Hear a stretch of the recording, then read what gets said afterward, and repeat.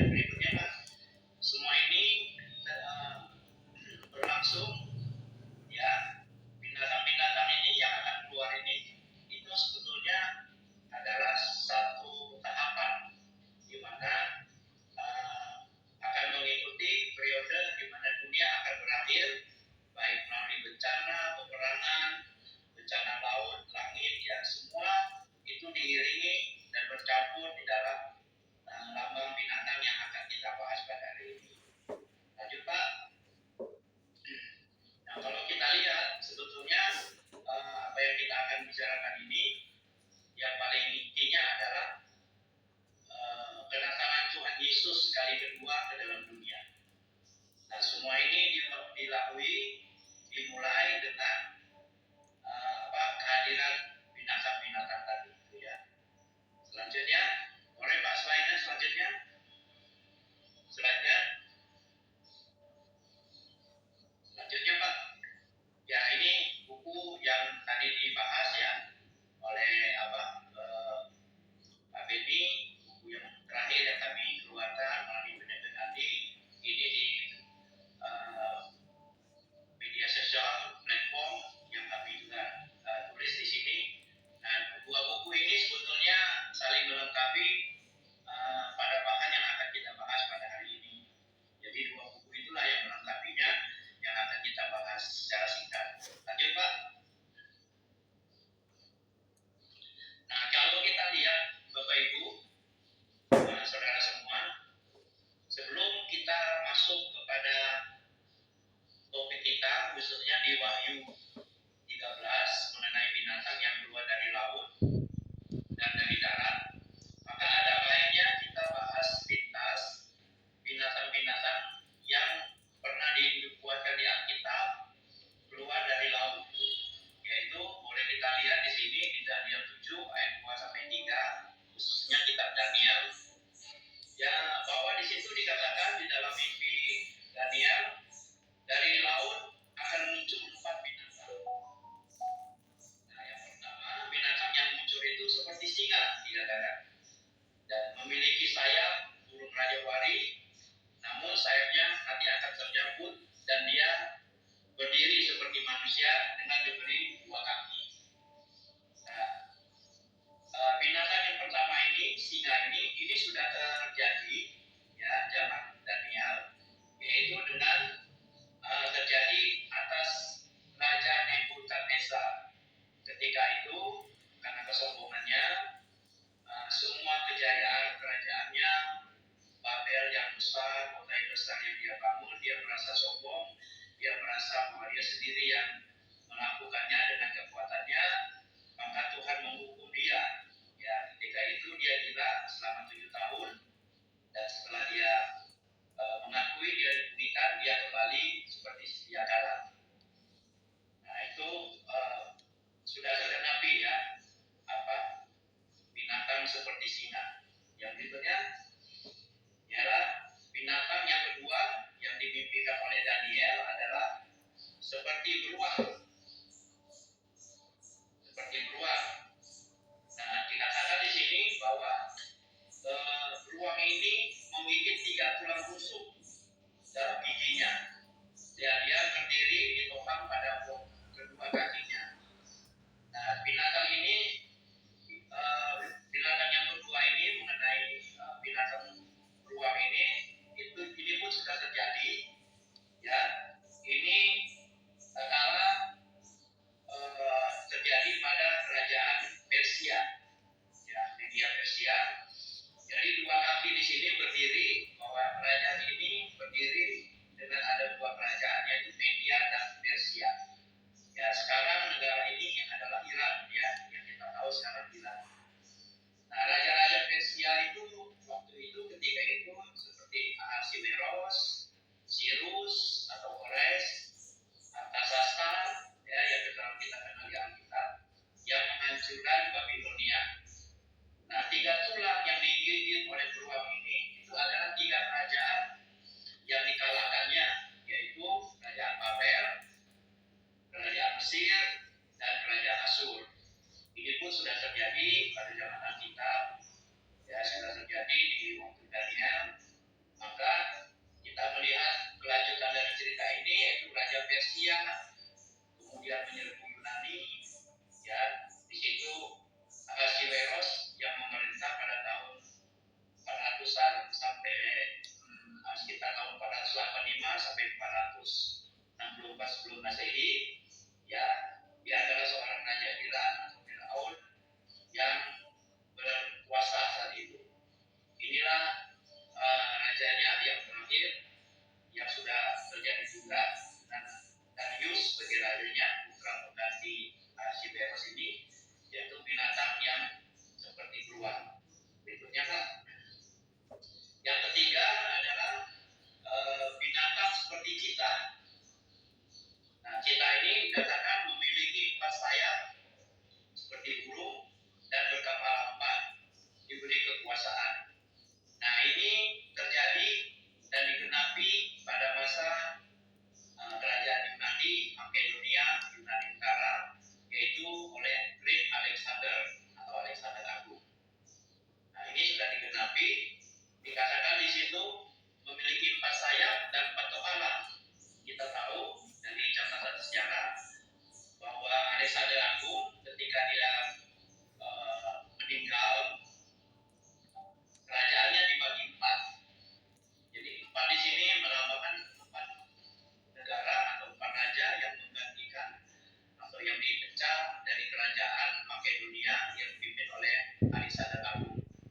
Jadi 4 negara itu yaitu 1 Makedonia Utara di bawah pimpinan Antipater, ya sudah terjadi.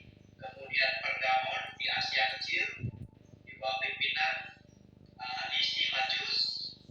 Kemudian Persia wilayah Asia Kecil, ya tidak termasuk Suria dan Palestina, itu dipimpin oleh Seleucus Nicator. Dan yang terakhir kerajaan yang terpecah itu adalah Mesir dan Palestina sendiri. Nah, ini pun sudah terjadi, Bapak Ibu ya. Nah, ini yang kita akan bahas sesuai dengan topik kita, binatang yang muncul dari laut dan darat, dari Wahyu 13. Yang berikutnya Pak.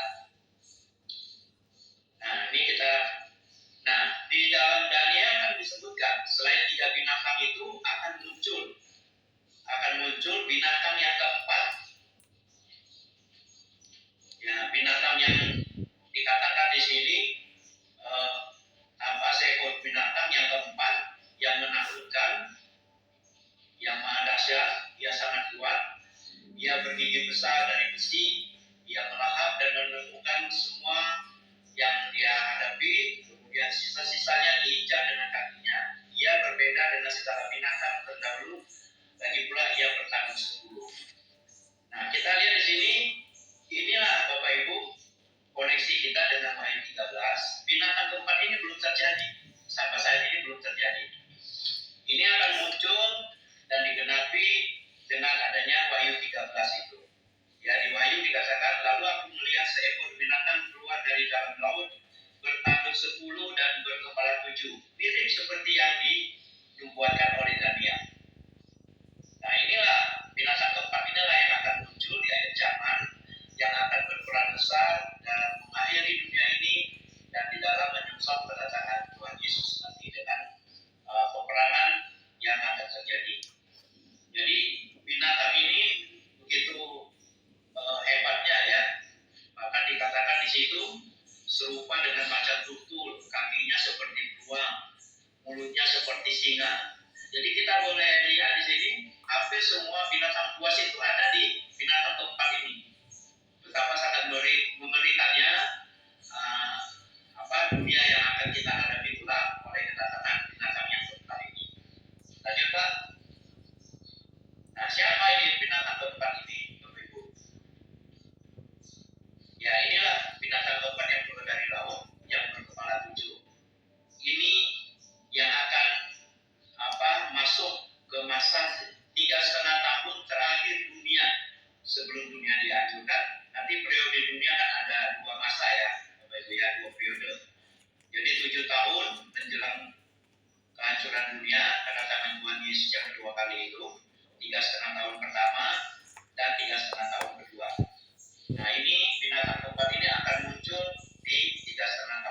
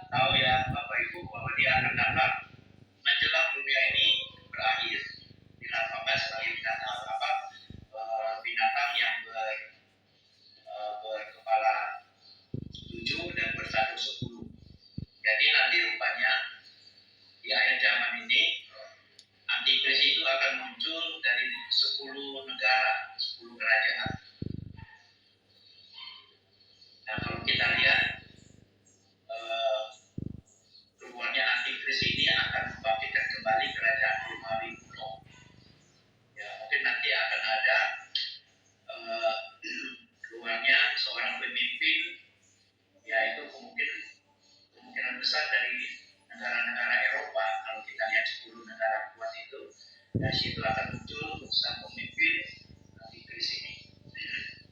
Kita teruskan slide berikutnya.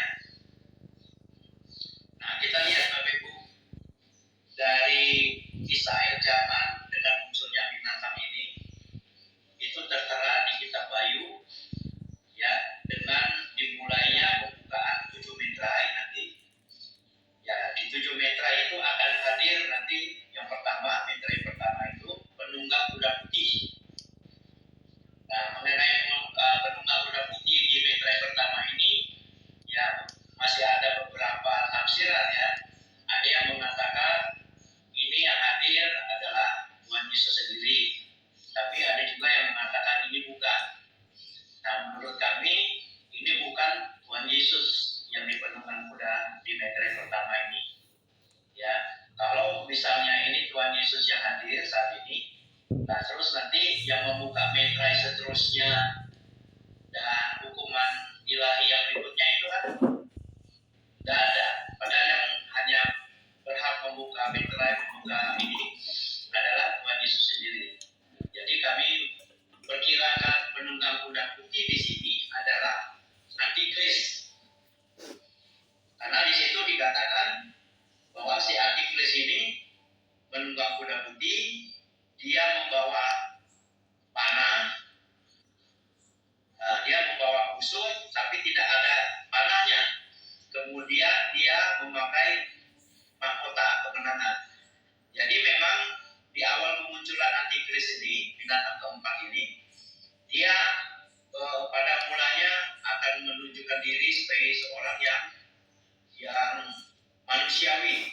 Semua hal dunia yang menangkan dengan cara diplomasi. Makanya di situ dikatakan dia memegang panah tapi tidak ada anak busur panahnya. Dan dia menang, dia ada mahkota karena memang dengan diplomasinya dia akan meyakinkan dunia dia yang pada akhirnya akan menjadi pemimpin atas dunia ini. Nah, yang berikutnya nanti kelihatan sifat aslinya. Jadi kemungkinan itulah Bapak Ibu Saudara semua mengenai perkiraan datangnya binatang dari laut. Nanti kita akan lanjutkan yang berikutnya dengan peniupan 7 sangkakala dan pencurahan 7 cawan murka Tuhan. Nah, di tahap ini sudah sangat dekat. Tuhan Yesus datang kedua kali ke dunia untuk menghakimi bangsa-bangsa yang sedang berperang maupun bangsa-bangsa yang ada di dunia ini. Tuhan Kristus akan menetapkan, mendirikan kerajaannya di bumi selama 1000 tahun. Nanti kita akan lanjut tahap berikutnya dengan kesempatan yang lain. Jadi kita orang yang percaya kepada Kristus sangat merindukan kedatangan Tuhan ini. Kita percaya ketika Tuhan Yesus datang, maka umat Tuhan akan dibebaskan. Kita akan dibawa kepada dunia yang baru, dunia yang penuh damai sejahtera. Kita merindukan kota yang baru yang akan diturunkan dari surga, yaitu kota Yerusalem yang baru. Ya, seperti ada lagu yang mengatakan kita rindu dengan hadirnya kota Yerusalem yang baru. Oh Yerusalem, kota mulia, hatiku rindu ke sana. Oh Yerusalem, kota mulia, hatiku rindu ke sana. Tak lama lagi Tuhanku datanglah, bawa saya masuk sana.